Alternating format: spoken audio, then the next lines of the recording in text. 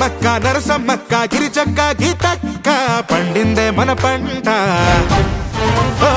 గొడవలి పట్టి కోసిన పంట ఇంటికొచ్చినాక పండగ జరగాలంట